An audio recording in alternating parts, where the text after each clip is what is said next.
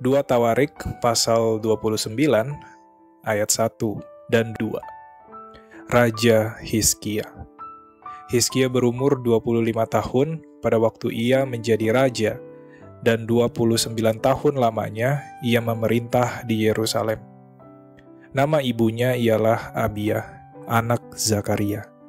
Ia melakukan apa yang benar di mata Tuhan, tepat seperti yang dilakukan Daud, bapa leluhurnya. Ayat 3 sampai 36. Hizkia menguduskan kembali rumah Tuhan. Pada tahun pertama pemerintahannya, dalam bulan yang pertama, ia membuka pintu-pintu rumah Tuhan dan memperbaikinya. Ia mendatangkan para imam dan orang-orang Lewi dan mengumpulkan mereka di halaman sebelah timur. Katanya kepada mereka, "Dengarlah, hai orang-orang Lewi, sekarang kuduskanlah dirimu dan kuduskanlah rumah Tuhan, Allah nenek moyangmu. Keluarkanlah kecemaran dari tempat kudus, karena nenek moyang kita telah berubah setia. Mereka melakukan apa yang jahat di mata Tuhan Allah kita, telah meninggalkannya. Mereka telah memalingkan muka dari kediaman Tuhan dan membelakanginya. Bahkan mereka menutup pintu-pintu balai rumah Tuhan dan memadamkan segala pelita. Mereka tidak membakar korban ukupan dan tidak mempersembahkan korban bakaran bagi Allah, orang Israel, di tempat kudus. Sehingga murka Tuhan menimpa Yehuda dan Yerusalem. Ia membuat mereka menjadi kengerian, kedahsyatan, dan sasaran suitan seperti yang kamu lihat dengan matamu sendiri. Karena hal itulah nenek moyang kita tewas oleh pedang, dan anak-anak lelaki dan anak-anak perempuan kita beserta istri-istri kita menjadi tawanan. Sekarang aku bermaksud mengikat perjanjian dengan Tuhan Allah Israel, supaya murkanya yang menyala-nyala itu undur daripada kita. Anak-anakku, sekarang janganlah kamu lengah, karena kamu telah dipilih Tuhan untuk berdiri di hadapannya, untuk melayani Dia, untuk menyelenggarakan kebaktian dan membakar korban baginya. Lalu bangunlah orang-orang Lewi itu, yakni dari Bani Kehat, Mahat bin Amasai, dan Yoel bin Azaria. Dari Bani Merari, Kis bin Abdi, dan Azaria bin Yehaleleel. Dari orang Gerson, Yoah bin Zima, dan Eden bin Yoah. Dari Bani Elisafan, Simri dan Yeiel. Dari Bani Asaf, Zakaria dan Matanya. Dari Bani Heman, Yehiel dan Simei. Dan dari Bani Yedutun, Semaya dan Uziel. Mereka mengumpulkan saudara-saudaranya dan menguduskan dirinya. Kemudian mereka datang menurut perintah raja, sesuai dengan firman Tuhan, lalu mentahirkan rumah Tuhan. Sesudah itu masuklah para imam ke bagian dalam rumah Tuhan untuk mentahirkannya. Semua yang najis yang didapati mereka di dalam bait Tuhan dibawa ke pelataran rumah Tuhan. Orang-orang Lewi menerimanya untuk diangkut keluar ke lembah Kidron. Pekerjaan menguduskan itu dimulai pada tanggal 1 bulan yang pertama. Pada hari ke-8 bulan itu, mereka sampai ke balai rumah Tuhan dan menguduskan seluruh rumah Tuhan dalam 8 hari. Mereka selesai pada hari ke-16 bulan pertama.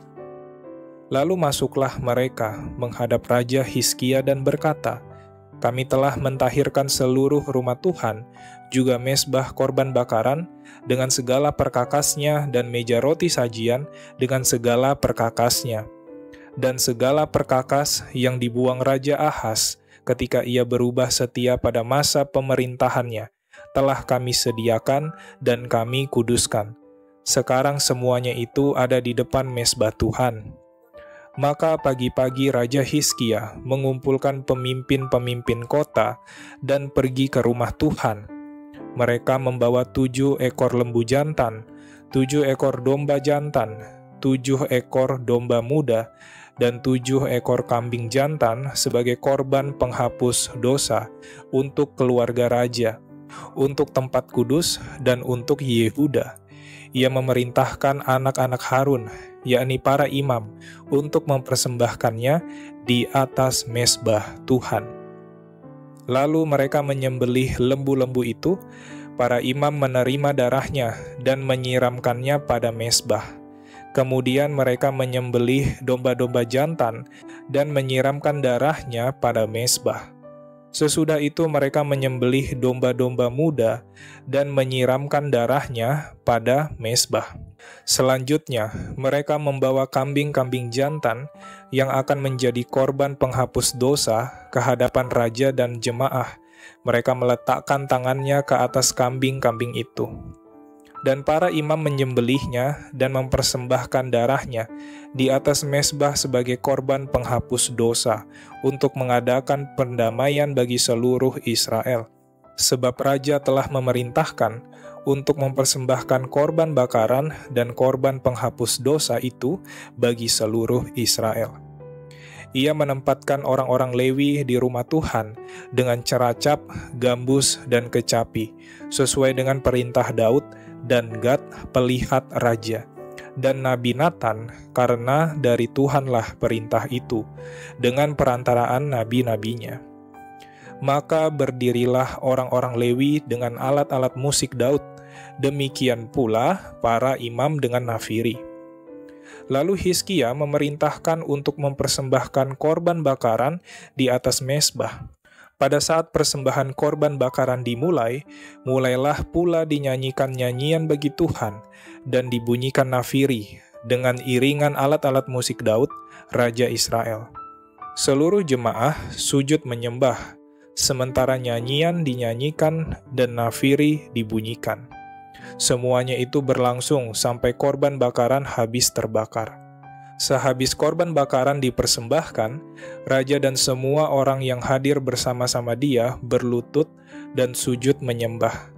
Lalu Raja Hizkia dan para pemimpin memerintahkan orang-orang Lewi menyanyikan puji-pujian untuk Tuhan dengan kata-kata Daud dan Asaf, pelihat itu.